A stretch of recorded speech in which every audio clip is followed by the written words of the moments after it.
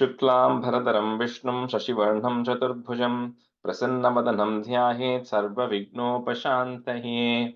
ॐ सहना भवतु सहनौ भुनक्तु सह वीर्यं करवावहै तेजस्विनावधीतमस्तु मा विद्विषावहै।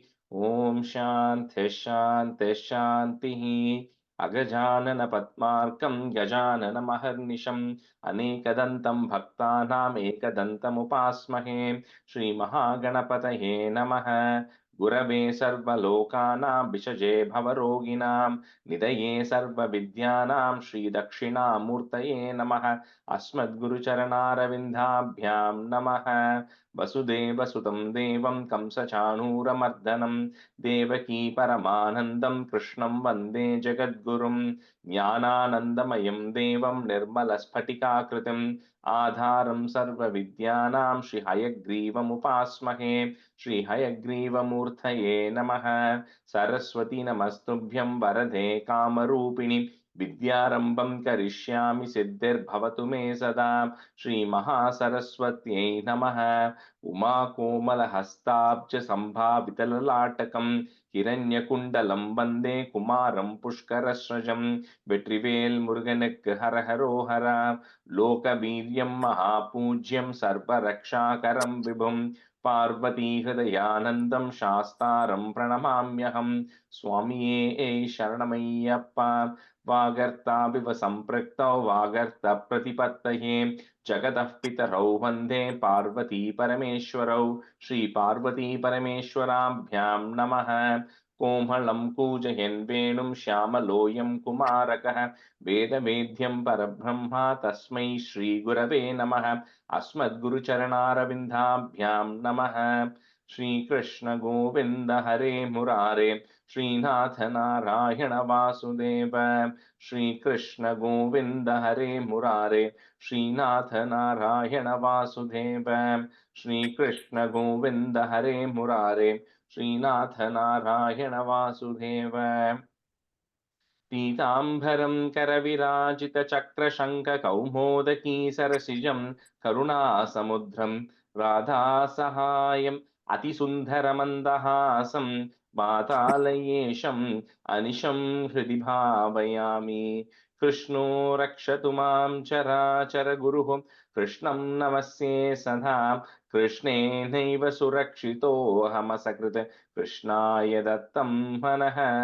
कृष्णादेव समुद्भवो मम विभो कृष्णस्य दासोऽस्म्यहं। कृष्णे भक्तिरचञ्चलास्तु भगवन् हे कृष्ण तुभ्यं नमः।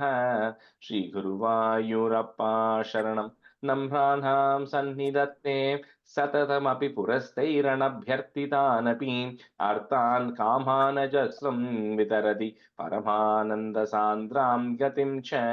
इत्थं निःशेषलभ्यो निरवधिकफलः पारिजातो हरे त्वं क्षुद्रं तं शक्रवाटी ध्रुममभिलषति व्यर्थमर्त्यव्रजोऽयं। श्रीगुरुवायूरप्पा शरणं श्रीभट्टपादम् अनिशं हृदि भावयामि। वंशीविभूषितकरात् नवनीरदाभात् पीताम्बरात् अरुणबिम्बफलादरोष्टात् पूर्णेन्दुसुन्दरमुखात् अरविन्दनेत्रात् कृष्णात् परं किमपि तत्त्वमहं न जाने। കൈരണ്ടും കൂപ്പി ഞാൻ വീണ്ടുമീറക്കുന്നു നീരജലോചന നിന്നോടായി.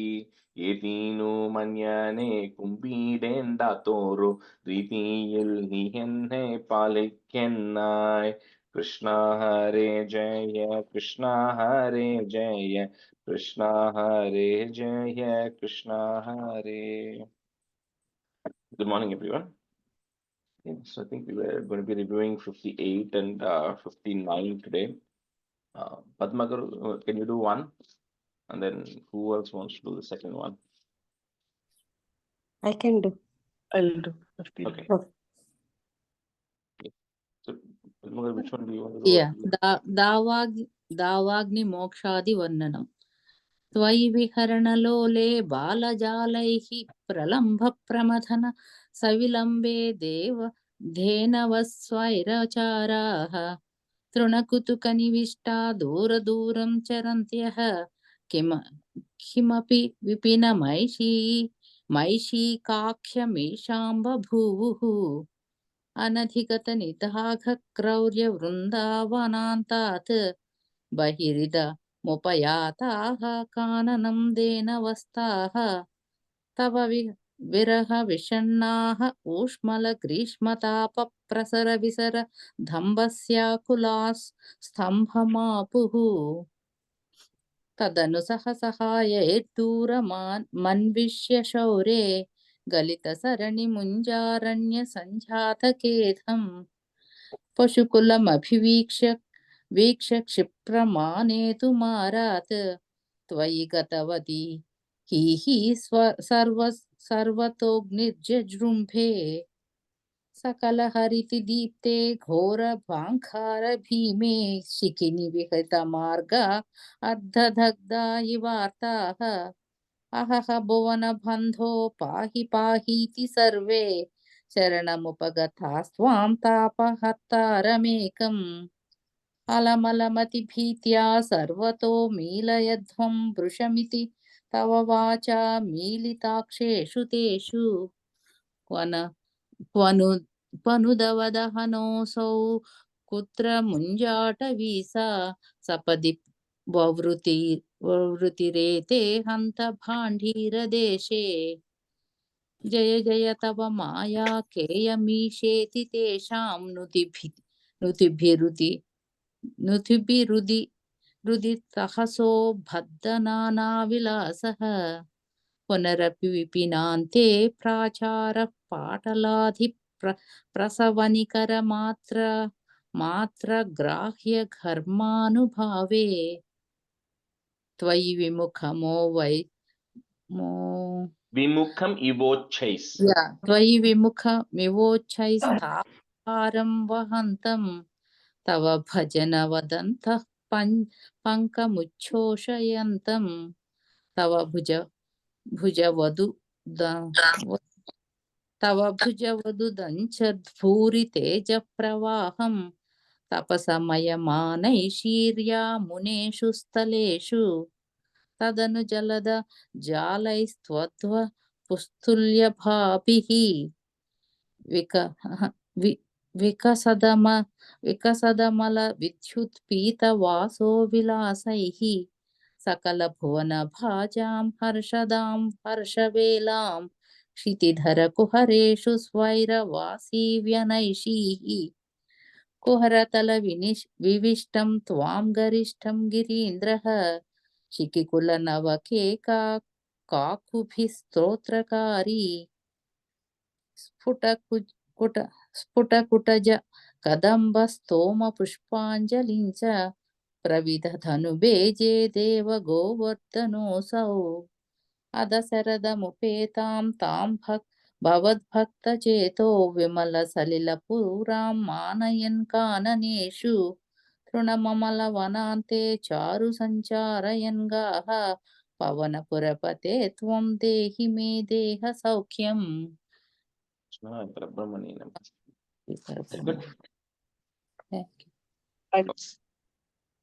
You want to do it, Vijay? Go ahead, yeah.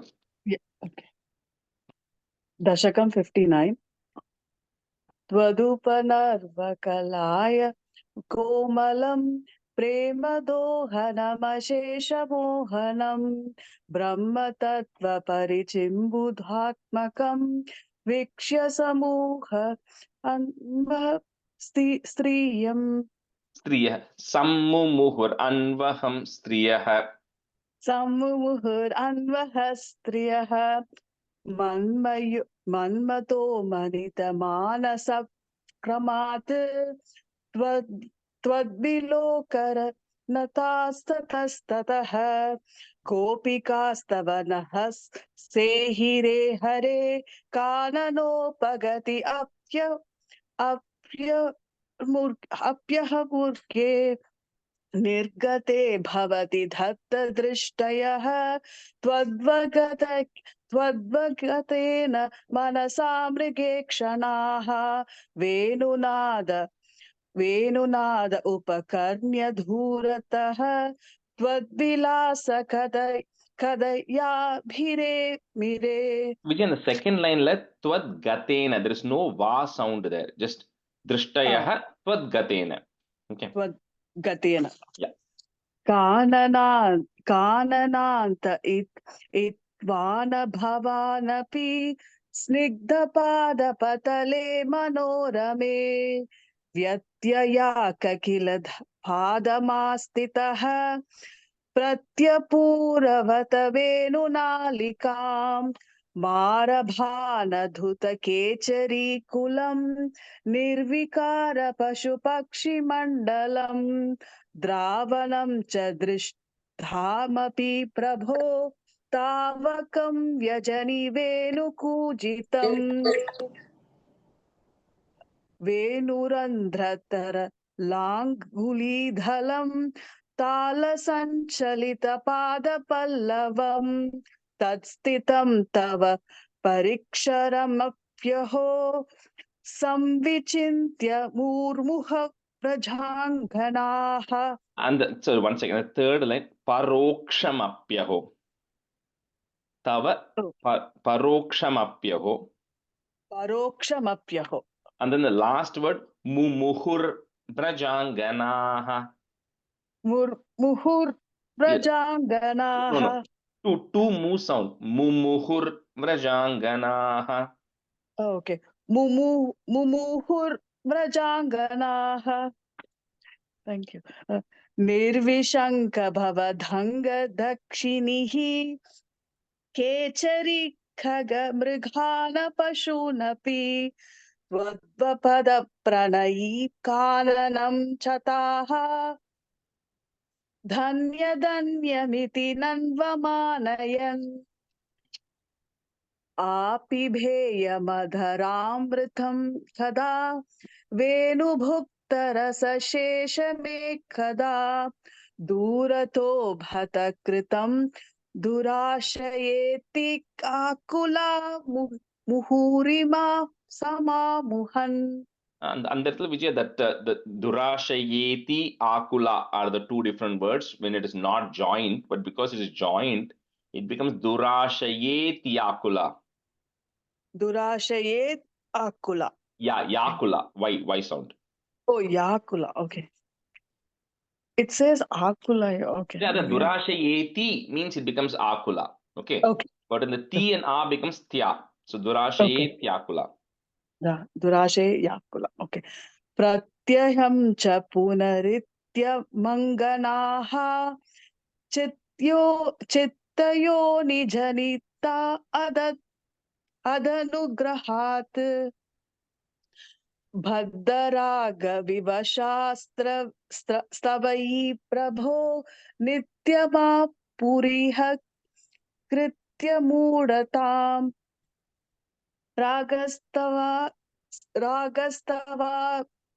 रागस्तवा जायते हि स्वभावात् मोक्षोपायो यत्न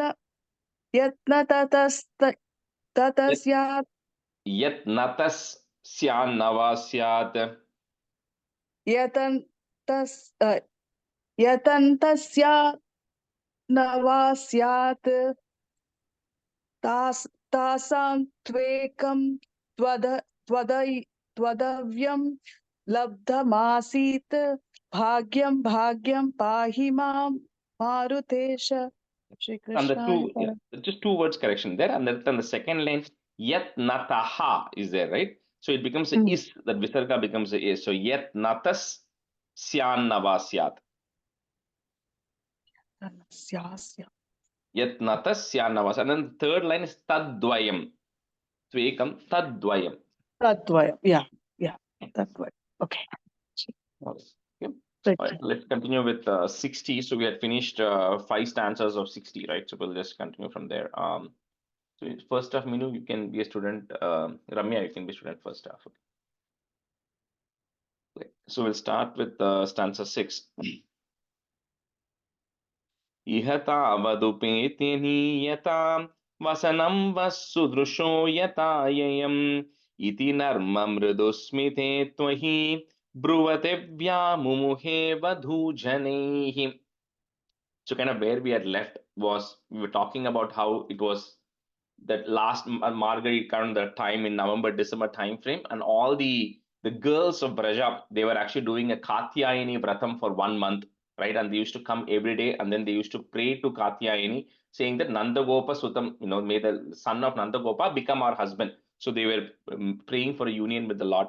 So that goes on, and at the end of the month, in the last day when that is happening, and they were all they finished all their rites, and they were actually taking bath in the river. So Krishna then comes at that time, takes their clothes, and in the fifth stanza, we said it climbs up on top of a tree. That's where we kind of stopped. So here, Krishna is now having a conversation with the girl. So he's not telling them that, look, I have all of the garments that you all have. So if you all want the garments, you come and then you can take it from me. He says, I'm telling the truth. You know me. I've never spoken a lie before. So I'm telling you the truth. You're not going to get it. If you want, you come and take the clothes from me. So Krishna is 7-year-old boy, right? So when Krishna is saying these things, these girls are thinking, what, Krishna is joking, right? So they're just, when a kid says something and you find it funny and they're saying, you must be kidding, right? So they think of it that way initially. And they still, because they all love Krishna so much, they all think, Krishna is just joking. And, they continue to remain in the water and they ignore what he's saying right now. Iha tavad upetya niyatam, comma, vasanam vaha, put a is vas, sudrusho yata yatam, iti narma mridu smithe tvayi, comma, bruvati vyamumuhe badhu jhanehi.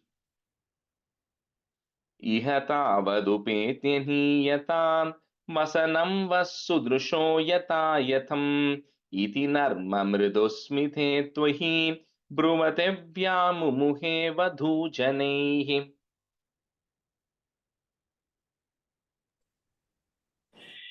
इह तावदु वेद्यनीयतां वसनं वसुदृशो यतायतम् इति नर्म मृदुस्मिते द्वयि ब्रुवति व्यामुमुहे वधूजनैः इह तावदु वेद्यनीयतां वसनं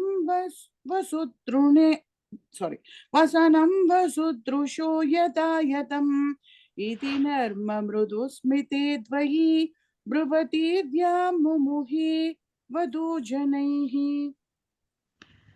इह तावदवधूपेत्यनीयतां वसनं वसुदृशो यथा यथम् इति नर्म मृदुस्मिते त्वयि ब्रुवति व्यामुमुहे वधूजनैः इह तावदवधूपेत्यनीयतां वसनं वसुदृशो यथा यथम् इति नर्म मृदुस्मिते त्वयि ब्रुवति व्यामुमुहे वधूजनैः. Chapter 7. Ayi jiva chiram kishoranastavaधासीरवशीकरोषि किं pradishambaramambuje kshanetyuditastvam smitameva dattavan. So when they initially they think that Krishna is joking and they continue to stay in water because he's not doing anything. But when you stay in water for a really long time, wanting to come out, then your body starts becoming more cold. So that's what happens because they're all neck deep in water right now, and they start shivering because they feel very cold. So they say that Krishna, like, we are all shivering in water, so don't be unfair, right? Said you are from a very respectable family, right? You are from Nanda Gopa's family, and everybody in Braja thinks so great of you. So how can you come and say such a thing? How can you tell us to come out naked from the water and then come and get the clothes, right? And they say first, they try to say in a very nice way, saying that you are great, right? So please don't do this. Second, they say, look, we all at the end of the day serve your father. So we are kind of like the maid servants, right? So, for us, how can you treat us like this, right? So please don't do this. Nothing happens. Then they try to go in the opposite direction to say, if you don't give us our clothes, then we'll have to go and complain about you. To Nanda Gopal, we have to go tell what you're doing, right? How you're treating us, and we have to go complain to them. So they kind of go through the various levels of conversation with Krishna to kind of give them the clothes. So, Ai Jiva Chiram Kishora nas, and then put a plus. Tava dasiravashi karoshi kim. So those two lines are together. Pradishambaram ambujekshane. So you can break at that ma. Pradishambaram ambujekshane yuditas. So even those two lines are going to come together. So it's ambujekshane uditas. Those are the two words. But because when it goes together, it becomes a sandhi there. So in case any of you have it as two different words, it's ambujekshane yuditas. Tvam smitameva dattavan. So first two lines together, second two lines together. अयि जीव चिरं किशोरनस्तव दासीरवशीकरोषि किं प्रदिशाम्बरमम्बुजे क्षणेत्युदितस्त्वं स्मितमेव दत्तवान्.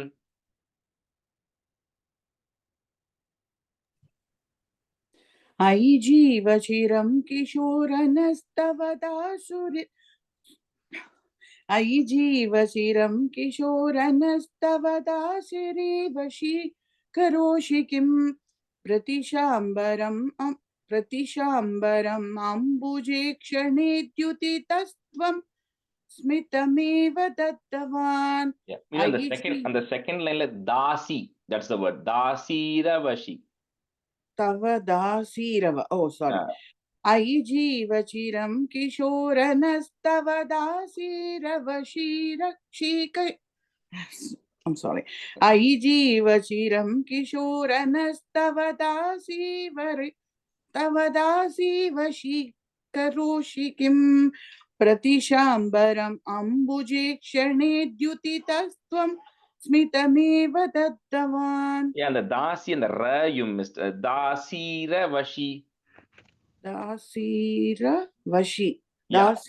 Oh, अयि जीव चिरं किशोरनस्तव दासीरवशी करोषि किं. Yeah, exactly. Okay. Thank you. अयि जीव चिरं किशोरनस्तव दासीरवशीकरोषि किं प्रदिशाम्बरम् अम्बुजेक्षणो युदितस्त्वं स्मितमेव दत्तवान्. And ambujekshane on the second line. You said ambujekshano. Ambujekshane. Okay. अयि जीव चिरं किशोरनस्तव अयि जीव चिरं किशोरनस्तव दासीरवशी करोषि किं प्रदिशाम्बरम् अम्बुजे क्षणे युदितस्त्वं स्मितमेव दत्तवान्. अधिरुह्य तटं कृताञ्जलिः परिशुद्धा स्वगतिर्निरीक्ष्यताः वसनान्यकिलान्यनुग्रहं पुनरेवं गिरमप्यधामुधा. So then Krishna says here, so he retaliates to the statements they're saying, right? So he's saying, if you are all indeed my maid servants, like you're saying, then you have to do what I'm saying. So there's no saying no to what I'm saying. So you have to first of all do that, right? And you have to come and pick up the clothes. And regarding going and complaining to my father and the king, first you have to come out, right? To be able to go and complain. So he says, you first come out, get the clothes, then you can go complain. Let's see what happens, right? So when Krishna says all this, he sees that the gopis are very embarrassed, right? So the thing is, first of all, we have to realize that these gopis are all, first of all, realized souls. The whole purpose of them coming here is to have that unconditional love and devotion to Krishna. And Krishna sees that over a month of time, they're doing all these things, right? And they've always been in love with Krishna. But when you are in absolute love with somebody, you should not have any barrier between that, especially when you're in love with the Supreme Lord. You cannot feel embarrassed about any of those things.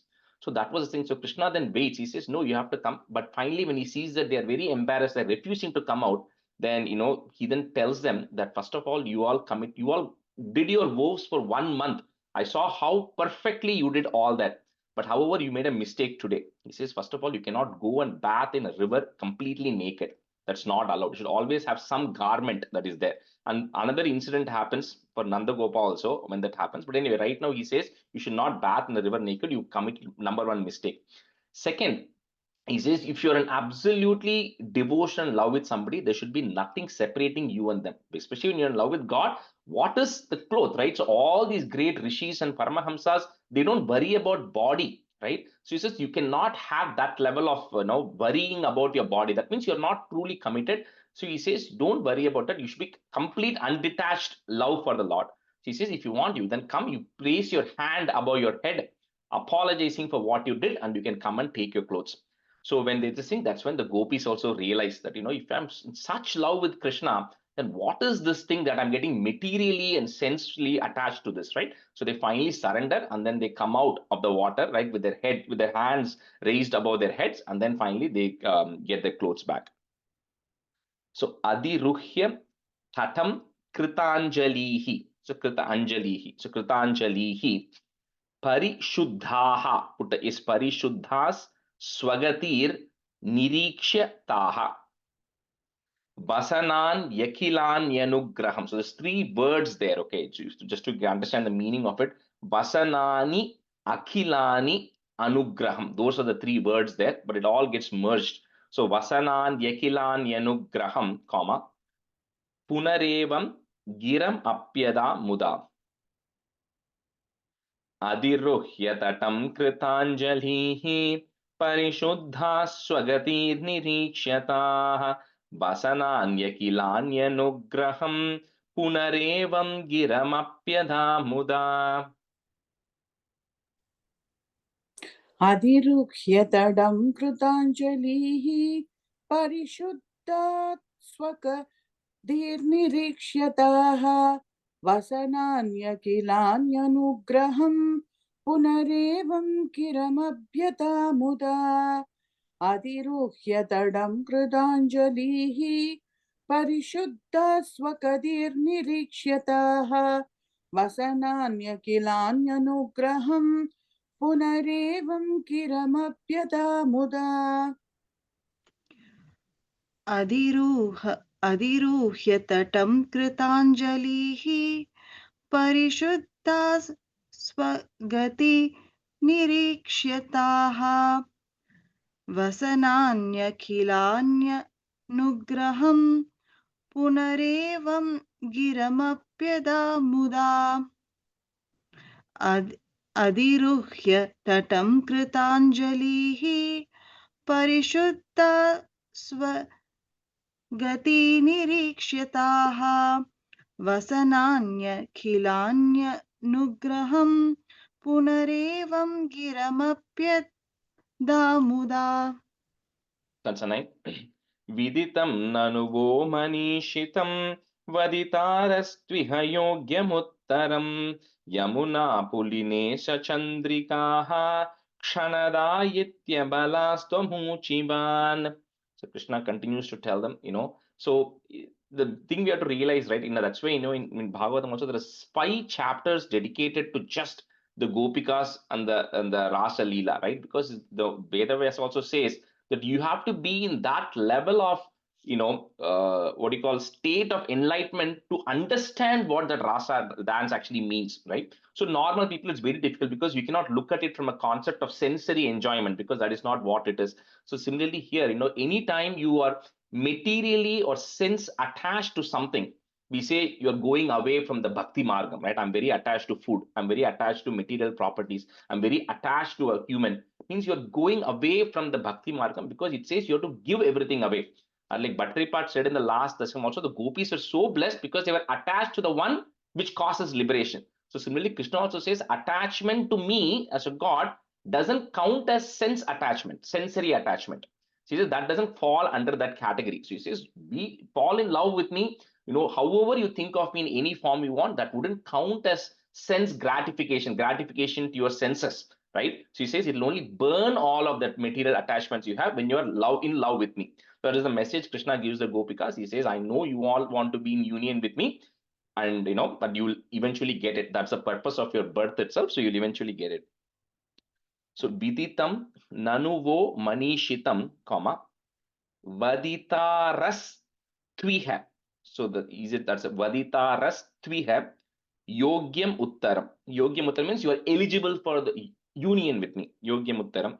Yamuna Puline Sachandrikaha, comma, Kshanada Ityabhalas Tvam Uchivan. Viditam nanu vo manishitam vaditarastviha yogyamuttaram Yamuna Puline Sachandrikaha Kshanada Ityabhalas Tvam Uchivan. विदितं ननु वो मनीक्षितं वदितारस्त्विह योग्यमुत्तरं यमुना पुलिने सचन्द्रिकाः क्षणदा इत्यबलास्त्वमूचिवान् विदितं ननु वो मनीक्षितं वदितारस्त्विह योग्यमुत्तरं यमुना पुलिने सचन्द्रिकाः क्षणदा इत्यबलास्त्वमूचिवान् विदितं ननु वो मनीषितं वदितारस्विह योग्यमुत्तरं यमुना पुलिने सचन्द्रिकाः क्षणदा इत्यबलास्त्वमूचिवान् विदितं ननु वो मनीषितं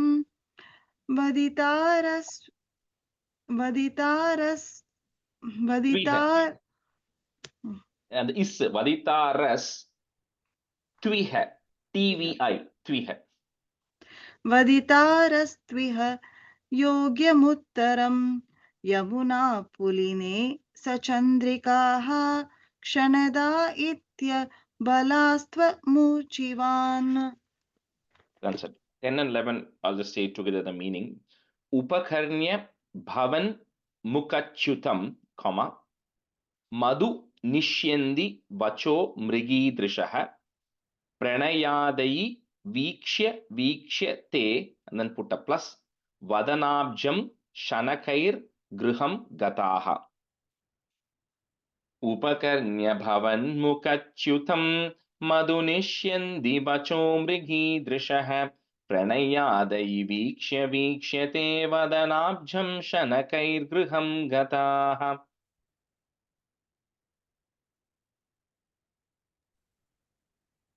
उपकर्ण्य भवन्मुखच्युतं मधुनिष्यन्ति वचो मृगीदृशः प्रणयादयि वीक्ष्यते वदनाब्जं शनकैर्गृहं गताः उपकर्ण्य भवन्मुखच्युतं मधुनिष्यन्ति वचो मृगीदृशः प्रणयादयि वीक्ष्यते वदनाब्जं क्षणकैर्गृहं गताः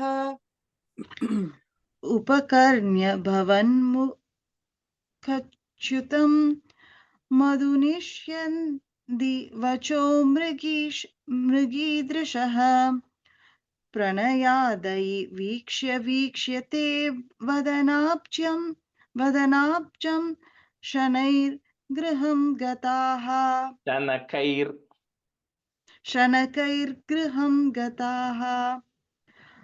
उपकर्ण्य भवन्मुखच्युतं मधुनिष्यन्ति वचो मृगीदृशः प्रणयादयि वीक्ष्यते वदनाब्जं शनकैर्गृहं गताः. Iti nanvanugruhya vallavihi vipinanteshu pureva sancharan karuna shishiro hare haratvarayame sakalamaya balam. So with that, when the Gopikas heard the words of Krishna and they got their clothes back, they then also realized, right, the message that Krishna was actually sending.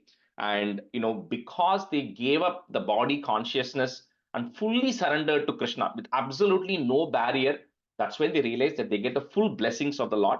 So with that, they get the clothes and then they go back home. And Krishna, you then continue. So after that, Krishna, it says that you also go around roaming in the forest like before. The one who is Karuna Shishiro, the one who's full of compassion, please bless me and please eradicate all the ailments I have. Iti nanvanugrihya Vallavihi. So put a visarga and comma there. Vallavihi. Next word on top of that, Vipinanteshu, there's a ir that goes away. So Vipinanteshu Pureva Sancharan. Karuna Shishiro Hare Hara. And then put a plus. Twarayame Sakala Mayavalim. Iti nanvanugrihya vallavihi vipinanteshu pureva sancharan karuna shishiro hare haratvarayame sakalamaya valim. Iti nanvanugruhya gruhya, right? Yeah, grihya. Iti nanvanugruh. How do you say that? Nanvanu. See, Nanvanugrihya. anugraham and anugrihya. Iti nanvanugruhya vallavihi vipinanteshu pureva sancharan karuna shishiro hare haratvarayami sakalamaya valim. Iti nanvanugruhya vallavihi vipinanteshu pureva sancharan karuna shishiro hare haratvarayami sakalamaya valim. Iti nanvanugrahya vallaviः vipinanteshu pureva sancharan karunashishiro hare haratvaraya me sakala maya valim. Iti nanvanugrahya vallaviः vipinanteshu pureva sancharan karuna shishiro hare haratvara yame sakalamaya valim. Krishnaya Parabrahmane Namaha. Okay, we'll go to 61. So 61 is Yajva Patni Uddharana Varnanam. Yajva Patni is the wives of people who do yajnams, wife of people who do sacrifices, right? Vedic sacrifices. So the liberation for the blessings for them. Stanza 1. Tatascha vrindavanatoti durato vanam gatastvam khalu gopa gokulaihi hridandare bhakta taradvijangana kadambakanugrahana graham vahan. So in all these several chapters, we say, when Krishna and Balarama and the boys, they go grazing, sometimes they go out of their way, they go to different forests, right? So I think Krishna Avataram is that one avataram where the Lord always comes to you to say, I want to give you moksha.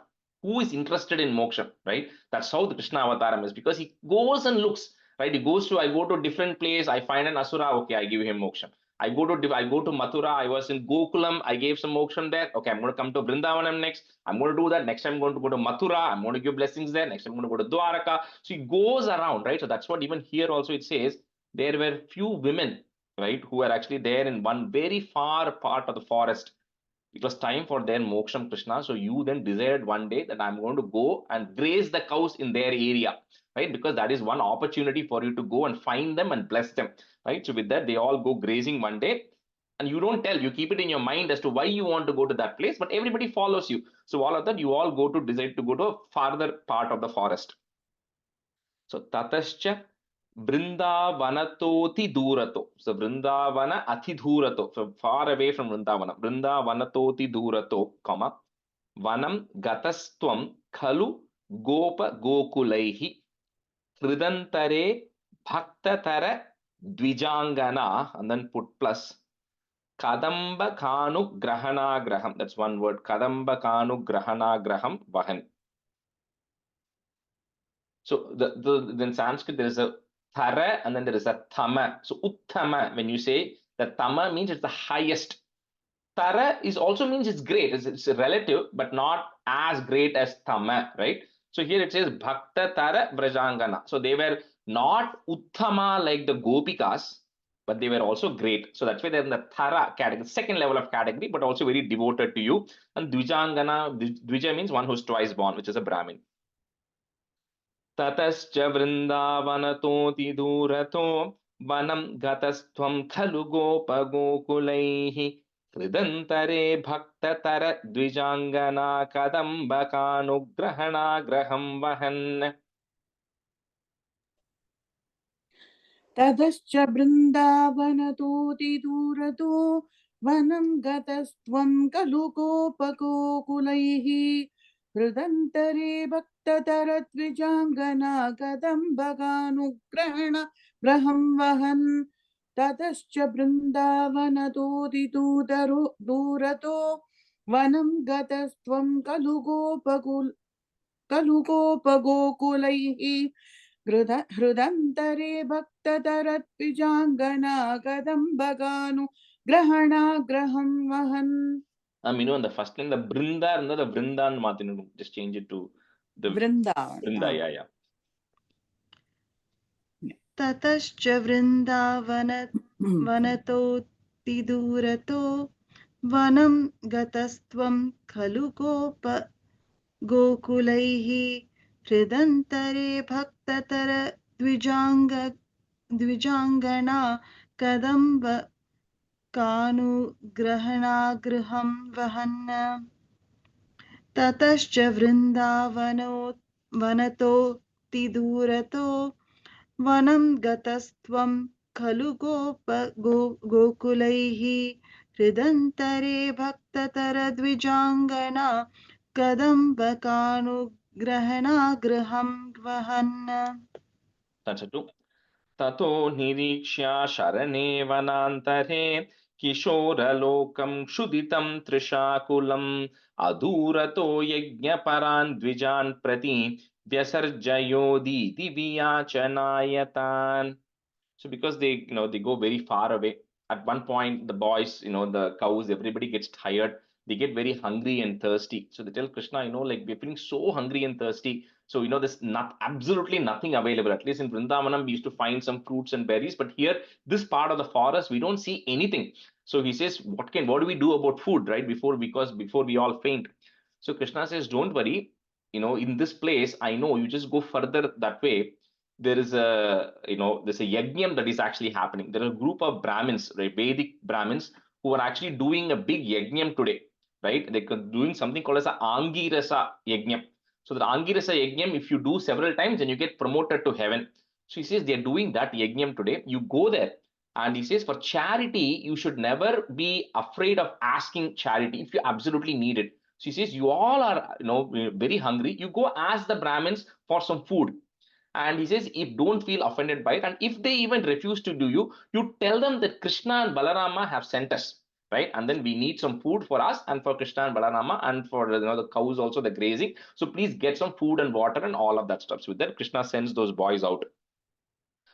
Tato nirikshya sharane, one word, nirikshya sharane vanantare, comma, kishora lokam kshuditam trishakulam adurato yajna paran dvijan prati, comma, vyasarjayo didivi yachanayathan. Tato nirikshya sharane vanantare kishoralokam kshuditam trishakulam adurato yajna paran dvijan prati vyasarjayo didivi yachanayathan. ततो निरीक्ष्य शरणे वनान्तरे किशोरलोकं क्षितितं दृशाकुलम् अदूरतो यज्ञपरान् द्विजान् प्रति व्यसर्जयोदीति विशाय वियाचनायतान् ततो निरीक्ष्य शरणे वनान्तरे किशोरलोकं क्षितितं दृशाकुलम् अदूरतो यज्ञपरान् द्विजान् प्रति व्यसर्जयोदीति वियाचनायतान् ततो निरीक्ष्य शरणे वनान्तरे किशोरलोकं क्षुदितं तृषाकुलम् अदूरतो यज्ञपरान् द्विजान् प्रति वसर्जयो दिदिव्याचनायतान्. Ramya, the fourth line, first word, vyasarjayo. Vyasarjayo. Di divi. First di is a long di, second is a short di. So di divi दीदिवि Yeah. दीदिवियाचनायतान् ततो निरीक्ष्य शरणे वनान्तरे किशोरलोकं क्षुदितं त्रिशाकुलम् अदूरतो यज्ञपरान् द्विजान् प्रति व्यसर्जयो दीदिवि याचनायतान्. That's the thing. गतेष्वतो तेष्वभिधायते भिधां कुमारकेष्वोधनयाचिषु प्रभो श्रुतिस्थिरा अभ्यभिनिन्युरश्रुतिं न किञ्चिदूचुश्च महीसुरोत्तमाः. So then the boys go there and the sacrifice is going on. So they all go first and they realize big sacrifice going on. So they wait patiently. And when the appropriate time comes, right? So they all prostrate and then they do namaskarams and they tell the Brahmins that, we are all cowherd boys who have come from Vrindavan and we are all extremely hungry. And, our friend, Krishna and Balarama who are there, they sent us, they said there is some sacrifice happening here. So you all need some food, right? We're very extremely hungry. So please give us some food to eat. And the boys also know that when a havan is happening, you can't partake food till prasadam is offered and everything. So they say, don't give us everything. Just give us whatever food is available that we can eat because we still know that the puja havan is going on. So please give us some food, right? So these Brahmins, there is a category, there used to be a category called a mimamsa, and the mimamsa Brahmins are folks who believe that the offerings, the rituals that you do, the Vedic rituals you do are absolutely important. You are very strictly, they follow those guidelines. And there are two categories of the mimamsas, the Purva Mimamsas and Uttara Mimamsas. The Purva Mimamsas are people who believe that I don't have to have devotion, I don't have to go pray, I have to do my duty. My duty is to perform homams. My duty is to perform yajnas. As long as I'm doing that in the prescribed manner and doing it to perfection, it is a responsibility of the gods to take care of me, or responsibility of whoever it is to take care of me. I don't have to have devotion, right? Then the Purva Mimamsas then became Uttara Mimamsas later, which said you also need to have a little bit of devotion. Even though you're performing these yajnas, you also need to have a little bit of devotion and bhakti and all of that. That changed later. So these Brahmins are the Purva Mimamsas Brahmins. So they don't believe in anything else. They believe this is my duty, I'm going to do my duty, right? And I do it right, I'm going to, the homam will take, the yajnas will take care of it. So they now don't even acknowledge the arrival of these boys because this is irrelevant. I'm doing this homam right now, you're coming, interrupting me, and then you're going and asking for this food. So they completely even ignore the presence of the boys. They don't even tell anything, and they completely ignore the boys. And that's why it says here, Shruti Sthirar Apyabinin Yur Ashrutim. So although you are doing Shruti, which is Vedas, now Shruti also means to hear, you're doing the Vedas, you are Ashrutim, you are completely not hearing what the boys are telling, right? So Gateshwato Teshwabhidaya Te Bidam, Kumara Keshvodhana, that you can't break that word. So Kumara Keshvodhana Yachishu Prabho Shruti Sthira Apyabinin Yur, that word, it's Apyabinin Yur Ashrutim, but you can't break it that way, easy to say it together. Apyabinin Yurashrutim, na kinchid uchuscha, if you want to break that, kinchid uchuscha mahi surotamaha. Gateshvato teshvabhidayate bhidam kumarakeshvodanayacishu prabho shrutistira apyabhinin yurashrutim na kinchiduchuscha mahi surotamaha. गतेष्वतो तेष्वभिधायते पिताम् कुमारकेशोदनयाचिषु प्रभो श्रुतिस्थिरा श्रुतिस्थिरा अभ्यभिनिन्युरश्रुतिं न किञ्चिदूषुश्च महीषुरोत्तमाः गतेष्वतो तेष्वभिधाय ते पिताम् कुमारकेशोदनयाचिषु प्रभो श्रुतिस्थिरा अभ्यभिनिन्युरश्रुतिं न किञ्चिदूषुश्च महीषुरोत्तमाः. गतेष्वतो तेष्वभिधाय ते भिधाम कुमारकेशवोधनयाचिषु प्रभो श्रुतिस्थिरा अप्यभिनिन्युरश्रुतिं न किञ्चिदूचुश्च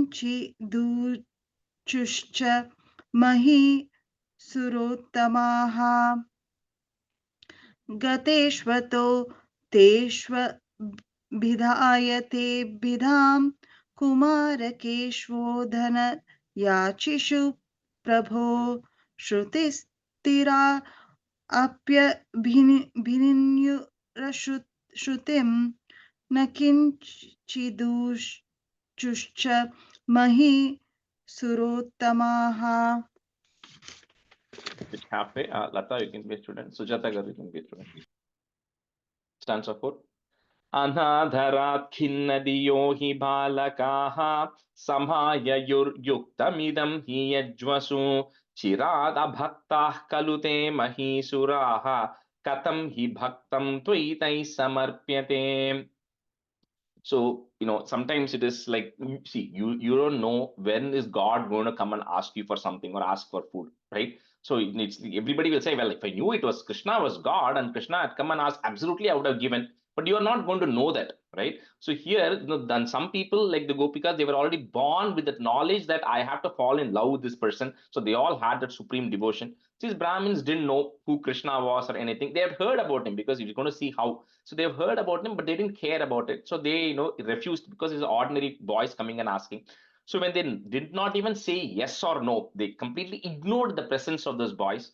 The boys then finally come back to Krishna and say, you know what, complete insult. They never even acknowledged that we there. We went and did namaskarams and all the things. They never even heard about us.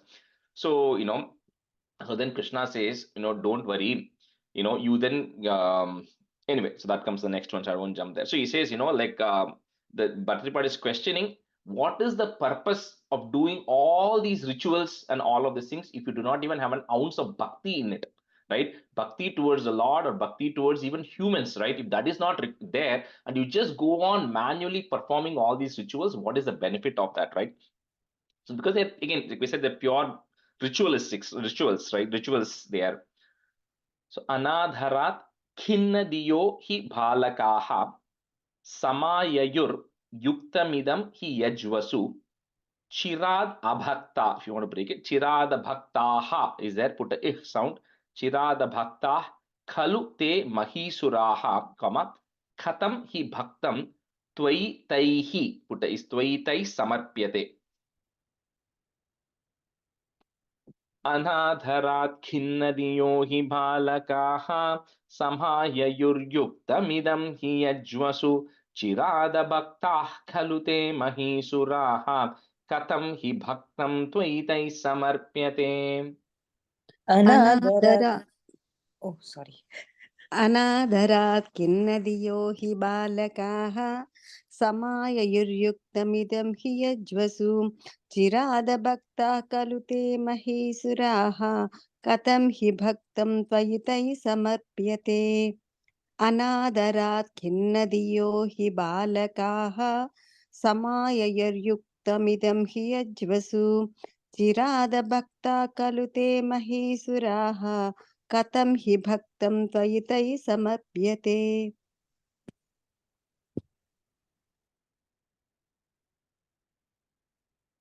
Oh, Lata, mute your page. oh sorry अनादरात् किन्नदियो हि बालकाः समाययुर्युक्तमिदं हि यज्वसु चिरादभक्ताः खलु ते महीसुराः कथं हि भक्तं त्वयि तैः समर्प्यते. अनादरात् किन्नदियो हि बालकाः समाययुर्युक्तमिदं हि यज्वसु चिरादभक्ताः खलु ते महीसुराः कथं हि भक्तं त्वयि तैः समर्प्यते. That's fine. निवेदयध्वं गृहिणी जनाय मां दिशेयुरन्नं करुणाकुला इमाः इति स्मितार्द्रं भवते ऋतागताः ते धारकादारजनं ययाचिरे. So when Krishna heard this, and of course he knew what was going to be happening. So Krishna then tells the boys, don't worry, you go to the same place, right? But this time don't go to the front entrance where this yajna is happening. You go to the back door. You go to the back door where the Yajva Patnis are there, where the wives of these Brahmins are there, and they are all preparing stuff which is necessary for the homam, right? And they are the ones who are cooking the food. She says, we'll directly go to the source. You go to them, and you don't even have to tell them, I'm hungry. You just tell Krishna and Balarama have come, they have sent us, we need some food. He says, because if you tell them they're hungry, they're going to get very upset that poor boy is getting hungry. You just tell them that we need some food, Krishna and Balarama have sent it, and they will then, give you whatever we want, right? So they send, and the boys now go there, and then they go through the back door where, all the Yajapatnis are seated because they are preparing stuff, they're giving all the stuff for the Havan, right? So they're all busy doing all their work behind the scenes there. So Niveda Yadvam Grihini Janaya Mam, Disheyurannam Karunakula Imaha Iti Smitardram Bhavaterita Gataha. So put a visarga comma there. Next line is goes away. Te Daraka Darajanam Yayachire. Nivedayadvam Grihini Janaya Mam Disheyurannam Karunakula Imaha Iti Smitardram Bhavaterita Gataha Te Dharaka Darajanam Yayachire. निवेदयध्वं गृहिणी जनाय मां दिशेयुरन्नं करुणाकुला इमाः इति स्मिदार्द्रं भवतेरिता गताः ते दारकादारजनं ययाचिरे निवेदयध्वं गृहिणी जनाय मां दिशेयुरन्नं करुणाकुला इमाः इति स्मितार्द्रं भवतेरिता गताः ते दारकादारजनं ययाचिरे निवेदयध्वं गृहिणी जनाय मां दिशेयुरन्नं करुणाकुला इमाः इति स्मृताद्रं भवतेरिता गताः ते दारकादारजनं ययाचिरे निवेदयध्वं गृहिणी जनाय मां दिशेयुरन्नं करुणाकुला इमाः इति स्मिताद्रं भवतेरिता गताः ते दारकादारजनं ययाचिरे. Stanza 6. Grihitanamni त्वयि सम्भ्रमाकुलाः चतुर्विधं भोज्य रसं प्रगृह्यताः चिरं धृतत्वत्प्रविलोकनाग्रहाः स्वकैर्निरुद्धा अपि तूर्णमाययुः. So when the boys go there and then they go tell those Brahmin ladies that Krishna and Balarama from Vrindavan, we are all from Vrindavan, Krishna and Balarama have come and they sent us here to get some food. So all of them have heard about Krishna and Balarama. They said because he was at that age, it's all the things that Krishna and Balarama did, everybody have heard about it. And they also keep talking about how the gopis are so blessed that they're getting to spend time with Krishna and Balarama. But these Yajva Patni, they were kind of, their husbands were very strict to the extent that they were not allowed to leave the house. So while they've heard about Krishna and Balarama, they've never happened to venture out to Vrindavan to hear. They've just heard things. So the moment these boys said Krishna and Balarama have come, they're like, what more do we have going on? That is the topmost priority. And especially these boys are saying that Krishna is asking for food. So immediately they pack Chaturvidam. They pack 4 types of food. So next time you all have a party, you can say, I need 4 types of food that needs to be there. One of them is food which is chewed, which is what we chew, like chapati, like what we chew. Second is what you drink, like payasam, you drink. Then third is thing that you can lick, right? So if you have like, like a paste, like, which you can lick is one. And the fourth is what you can suck, right? So those are 4 types. So they pack all those 4 types of food. And then they immediately want to rush, right? All of them, they pack everything for Krishna and Balarama and they take. So however, they have to pass the Brahmins, right? And they were like, you absolutely cannot go. First of all, I have this huge homam happening.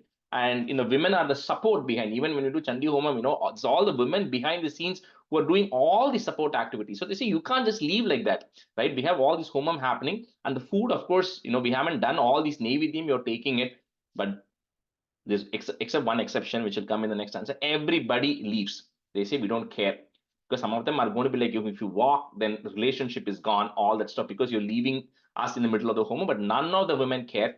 They all pack the food and say, this is our opportunity to go meet Krishna and Balarama, and they all pack the food and leave. So Grihita Namni Twai Sambhramakulaha. So put a visarga and comma there. Next line, that ish goes away. Chaturvidham bhojya rasam pragrihyataha. Chiram dhrita tvat pravilokanagrahaha. That's one word. Pravilokanagrahaha, comma. Swakair niruddha api turnamayayuhu. गृहीतनाम्नि त्वयि सम्भ्रमाकुलाः चतुर्विधं भोज्य रसं प्रगृह्यताः चिरं धृतत्वत्प्रविलोकनाग्रहाः स्वकैर्निरुद्धा अपि तूर्णमाययुः. गृहीतनाम्नि त्वयि सम्भ्रमाकुलाः चतुर्विधं भोज्यरसं प्रगृह्यताः चिरं धृतत्वत्प्रविलोकनाग्रहाः स्वकैर्निरुद्धा अपि तूर्णमाययुः. गृहीतनाम्नि त्वयि सम्भ्रमाकुलाः चतुर्विधं भोज्यरसं प्रगृह्यताः चिरं धृतत्वत्प्रविलोकनाग्रहाः स्वकैर्निरुद्धा अपि तूर्णमाययुः. गृहीतनाम्नि त्वयि सम्भ्रमाकुलाः चतुर्विधं भोज्यरसं प्रगृह्यताः चिरं धृतत्वत् प्रविलोकनाग्रहाः स्वकैर्निरुद्धा अपि तूर्णमाययुः. गृहीतनाम्नि त्वयि सम्भ्रमाकुलाः चतुर्विधं भोज्यरसं प्रहृग्यताः चिरं धृतत्वत् प्रविलोकनाग्रहाः स्वकैर्निरुद्धा अपि तूर्णमाययुः. Stanza 7. बिलोलपिञ्चं चिकुरे कपोलयोः समुल्लसत्कुण्डलमार्द्रमीक्षिते निदाय बाहुं सुहृदं ससीमनिस्थितं भवन्तं समलोकयन्तताः. So like we discussed in the last class also, Krishna, he's very particular about how he dresses and how he looks. So, he always maintains that standard, right? So last time we saw how he was wearing that Vaijayanti mala and he was wearing this pitambaram. He had the peacock, the feathers in his hair. He had a flower in his ears, and then he was standing cross-legged and he was playing the flute when we saw the Venuganam.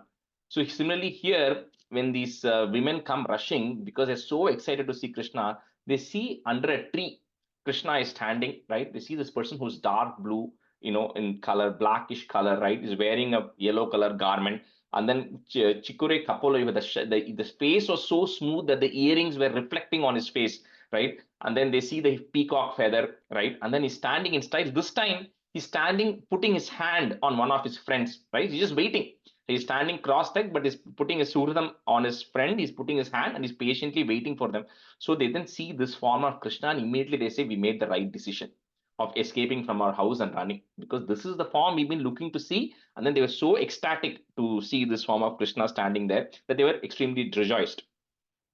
So Vilola Pincham Chikure Kapolayoho, comma, Samullasat Kundalam Ardram Ikshite. If you want to break it, Kundalam Ardram Ikshite. Nidaya Bahum Suhrudamsa Simani, and then put a plus, Sthitam Bhavantam Samalokayanta Taha. Bilolapincham Chikure Kapolayoho Samullasat Kundalamadramikshite Nidaya Bahum Suhrudam Sasimani Sthitam Bhavantam Samalokayanta Taha. विलोलपिञ्चं चिकुरे कपोलयोः समुल्लसत्कुण्डलमार्द्रमीक्षिते निदाय बाहुं सुहृदं ससीमनिस्थितं भवन्तं समलोकयं तताः. विलोलपिञ्चं चिकुरे कपोलयोः समुल्लसत्कुण्डलमार्द्रमीक्षिते निदाय बाहुं सुहृदं ससीमनिस्थितं भवन्तं समलोकयं तताः. विलोलपिञ्चं चिकुरे कपोलयोः समुल्लसत्कुण्डलमार्द्रमीक्षिते निदाय बाहुं सुहृदं ससीमने स्थितं भवन्तं समलोकयन्तताः. विलोलपिञ्चं चिकुरे कपोलयोः समुल्लसत्कुण्डलमार्द्रमीक्षिते निधाय बाहुं सुहृदं ससीमनि स्थितं भवन्तं समलोकयन्तताः Stanza 8. तथा च काचित् त्वदुपागमोऽध्यतात् गृहीतहस्तादयितेन यज्वना तदैव सञ्चिन्त्य भवन्तमञ्जसा विवेश कैवल्यमहो कृतिन्यसौ. Like we said, they these see, we all pray every day, we do things, right? But there are certain things we absolutely look forward to, and when the thing is taken away from us, you get into a state, a completely different level of desperation or grief or whatever you want to call. So there's one of these ladies, one of this Brahmin's wife, who the husband did not let her go. He forcefully held her back. Right? Everybody else, they had an argument and they said, we don't care and we're leaving. And the husband says, if you leave, you can't come back, right? Just leave. So they all left. But one of them, the husband forcefully held her and then he put her in a room and locked her, saying, you cannot leave, right? So he talks about here, and this doesn't mention the name, but I think somebody in one of the other classes said in some other charitram, they mentioned the name of this one of this lady. Anyway, so she was so desperate that all her friends, all of them get to go to see Krishna, but she's being held back. So she was in such a state of desperation that she finally end up giving her life up, thinking about Krishna. So here, Bhattari Pachi, she's so fortunate because all these women only get to meet Krishna, and then they have to still wait such a long time to get liberation. But she died thinking about Krishna, about how I'm not able to think of Krishna. See, because that is the hardest thing, right? At the time of death, you have to think about God. We have so many thoughts that come to our mind. But this woman ends up giving her life saying, how I'm not able to merge with Krishna. I wish I had that opportunity. So she gives up her life and says, what a wonder. She's so fortunate, right? That she was able to give her life thinking about Krishna. And because of that, she was one of the first ones to get liberated amongst all of these people. Tadacha kachit tvad upagam odhyata, but you don't have to necessarily break it. If you can say it, twadupagam odhyata, comma, grihita hasta daitena yajvana tadaiva sanchintya bhavantam anjasa, comma, vivesha kaivalyamaho kritinyasau. तदा च काचित् त्वदुपागमोऽध्यता गृहीतहस्तादयितेन यज्वना तदैव सञ्चिन्त्य भवन्तमञ्जसा विवेश कैवल्यमहो कृतिन्यसौ. तथा च काचित्त्वदुपागमोद्यता गृहीतहस्तादयितेन यज्वना तदैव सञ्चिन्त्य भवन्तमञ्जसा विवेश कैवल्यमहो कृतिन्यसौ. Sujata Garu, that line, third line, sanchintya, in sound, okay? Okay, son, okay. तदा च काचित्त्वदुपागमोद्यता गृहीतहस्तादयितेन यज्वना तदैव सञ्चिन्त्य भवन्तमञ्जसा विवेश कैवल्यमहो कृतिन्यसौ. तदा च काचित् त्वदुपागमोद्यता गृहीतहस्तादयितेन यज्वना तदैव सञ्चिन्त्य भवन्तमञ्जसा विवेश कैवल्यमहो कृतिन्यसौ तदा च काचित् त्वदुपागमोद्यता गृहीतहस्तादयितेन यज्वना तदैव सञ्चिन्त्य भवन्तमञ्जसा विवेश कैवल्यमहो कृतिन्यसौ. That's a nine. आधाय भोज्यान्यनुगृह्यताः पुनः त्वदङ्गसङ्गस्पृहयोज्झतीर्गृहं विलोक्य यज्ञाय विसर्जयन्निमाः चकर्त भर्तॄन् पिता स्वगर्हणान्. So they go, they meet Krishna and they share the food with Krishna, Balarama, and all the friends, everybody there. So they all enjoy the food. And then Krishna says, he says, thank you for coming. And then, he blesses them and he says, time for you to go back, right? Because he says, you all have your duties because the sacrifice, the yajna is still waiting. So these women says, how can we now go back? Like, the moment we heard you are here, we gave up everything and came. And now that we have met you, we don't think we can go back anymore. We don't feel like going back anymore, right? So we'll just remain in the forest. We just remain with you. How can you even expect? We have zero, want of having to go back right now, right? Because we absolutely are in love. We want to be around you all the time. So please don't tell this to us, right? We quit everything and we came, and now you're telling us to go back. We don't want to go back. And number two, our husbands will not take us back also. We already left everything and come. So you can't say this. So Krishna then goes, he explains, I'll just summarize it, but he essentially says, that you have your duties to do, right? And you don't have to not completely stop doing your duties and then be in devotion with me. Both of it can coexist, right? Number one. And number two is you don't have to be with me to have the devotion and love for me. You can just think about me, talk about me, remember me, and that is equally good. There's no difference between that versus being with me in person, right? He says it's all the same thing. That's the exact message he's going to give Gopikas also later anyways, right? So it's a message he gives. No, you don't have to be with me all the time in person. I don't have to be in person with you. So he says it's totally okay, and says your husbands will take you back. I'll personally come. So with that, Krishna and they all kind of leave, and he somehow convinces them. This long conversation that happens, but he convinces them finally to go back. Adaya Bhojyanugrihya. So Bhojyani Anugrihya, two words there. So Bhojyanugrihya Taha, put a F, Taf, Punaha, put a Visarga and comma there.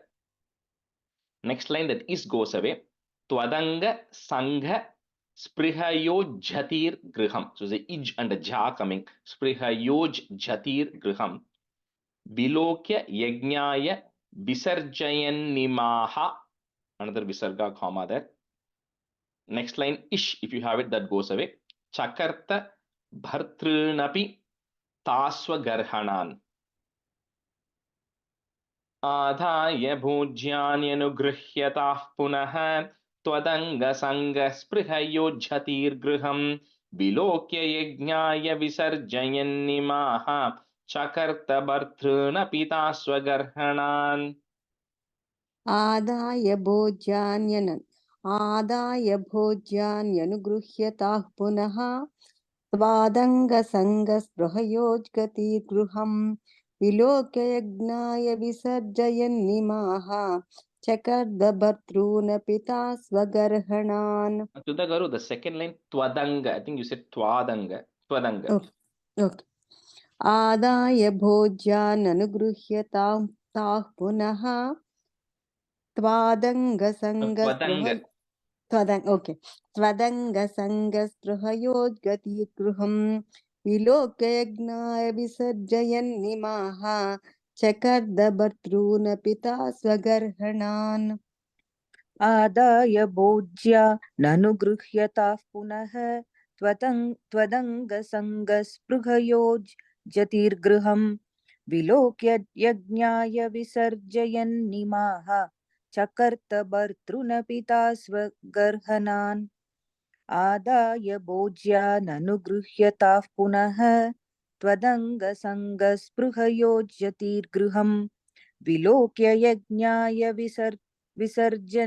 विसर्जयन्निमाः चकर्त भर्तॄन् पिता स्वगर्हणान्. Lata, the first line, Bojyan Yanugr, ya sound has to come. Oh, எனக்கு நனுகிருஹ்யதா இருக்கு. I wanted to ask. Bojya yanugruhyata. Bojyan Yanugrihe. In and then a ya. Okay. Bojyan and then Yan, Bojyani Anugrihya. Two words, right? Okay. So it becomes Okay. Bojyan Yanugrihya. Okay. Bojyan yanugruhya. Sorry. Stanza 10.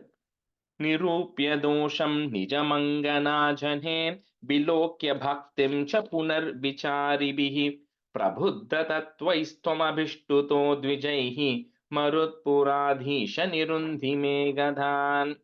So then Krishna, boys, they go back with the ladies there to the Brahmins, and the Brahmins finally understand. They come to the realization, right? They said, that it is completely such a mistake from ours. They come to the realization that what is the purpose of all these austerities we do about this Dvija, being twice born and becoming a Brahmin and performing all the necessary things and learning all these shastrams and everything, if we do not even have an ounce of bhakti or devotion to be able to recognize that the Lord himself is coming and asking, and we are ignoring, right? So what is the purpose of all of these things, right? So they kind of come to the realization, and they also accept, that their wives are far more superior in terms of bhakti compared to they were, and they kind of accept them back. So with that, this Yajvapatni Charitram comes to an end. So, O Krishna, please eradicate all my ailments. Nirupya dosham nijam anghanajane, comma, vilokya bhaktim cha punar vicharibihi prabuddha tattvais tvam abhishtuto dvijaihi. So put a visarga comma there, dvijaihi. Next line, that ir goes away. Marutpuradhisha nirundi megadan. Nirupya dosham nijamanganajaner vilokya bhaktim cha punarvicharibihi prabuddha tattvaistomadhishtuto dvijaihi marutpuradhisha nirundi megadan. निरूप्य दोषं निजमङ्गनाजने विलोक्य भक्तिं च पुनर्विचारिभिः प्रबुद्धतत्त्वैस्तमभिष्टितो द्विजैः मरुत्पुराधीश निरुन्धि मे गदान् निरूप्य दोषं निजमङ्गनाजने विलोक्य भक्तिं च पुनर्विचारिभिः प्रबुद्धतत्त्वैस्तमभिष्टितो द्विजैः मरुत्पुराधीश निरुन्धि मे गदान् निरूप्य दोषं निजमङ्गनाजने विलोक्य भक्तिं च पुनर्विचारिभिः प्रबुद्धतत्त्वैस्त्वमभिष्टुतो द्विजैः मरुत्पुराधीश निरुन्धि मे गदान् निरूप्य दोषं निजमङ्गनाजने विलोक्य भक्तिं च पुनर्विचारिभिः प्रबुद्धतत्त्वैस्त्वमभिष्टुतो द्विजैः मरुत्पुराधीश निरुन्धि मे गदान्. Krishnaya Parabrahmane Namaha. Completes that. Maybe we'll do a couple of stanzas of the next chapter and we'll stop. So next 3 chapters are together, it's called connected to each other. The first one is Indra Yaga Vighata Varnanam. So kind of blocking the sacrifice of Indra. Next one it follows is Govardhana Uddharana Varnanam, lifting Govardhana, and then you being crowned as Govinda. So those 3 things kind of flow together. We'll maybe do 2 stanzas today. Yeah. Stanza 1. So this is a difference of a 4-liner tune. Kadhachit Gopalan Vihitamaka Vibhavan Nirikshya Tvam Shaure Bhagavamadamudhvam Situmanaha Vijanannapyetan Vinayamridunandhadi Pashupan Apritchah Kovayam Janaka Bhavatamudhyama iti. So one day, all these people were all, the people of Raja were all sitting and they were getting ready to do a big sacrifice for Indra. And so when everybody was preparing for it and about to start it, so Krishna then goes and then see, when you're asking questions, there is a nice way of asking, there's a very rude way of asking. From the way somebody asks a question, you'll say, no, I don't want to respond to you because I know your intentions, right? So because Krishna, when he asks in a very polite manner, he says, Father, I see that you are all preparing for this sacrifice. So can you please explain to me what is the purpose of doing this? What is the outcome? What is it meant to accomplish for this? And who are we satisfying in this, right? And then how do you go about doing it, right? He says, I really want to understand the fundamentals of it so that I can also participate, right? I can also go and help you out. And I genuinely want to know about what the sacrifice is.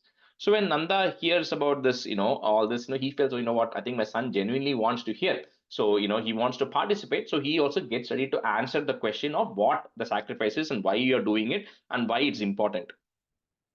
So, Kadachit Gopalan, comma, Vihita Makha Sambhara Vibhavan, comma, Nirikshya Tvam Shaure Magava Madam Udvamsitu Manaha Vijanan Napyetan, comma, Vinaya Mridu Nandadi Pashupan, put a in, comma.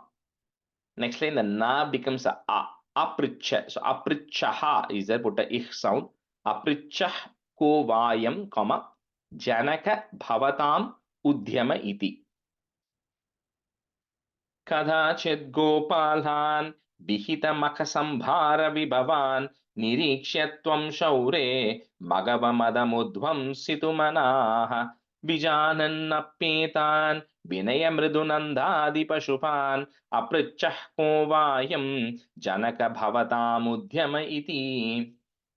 कदाचिद् गोपालान् विहितमकसम्भारविभवान् निरीक्ष्य त्वं सौरे मघवमदमुद्वंसितुमनाः विजानन्नप्येतान् विनयमृदुनन्दादिपशुपान् अपृच्छः को वायं जनक भवतामुद्यम इति कदाचिद्गोपालान् विहितमकसंभारविभवान् निरीक्ष्य त्वं सौरे मघवमदमुद्वंसितुमनाः विजानन्नप्येतान् विनयमृदुनन्दादिपशुपान् अपृच्छः को वायं जनक भवतामुद्यम इति कदाचित् गोपालान् विहितमकसंभारविभवान् निरीक्ष्य त्वं शौरे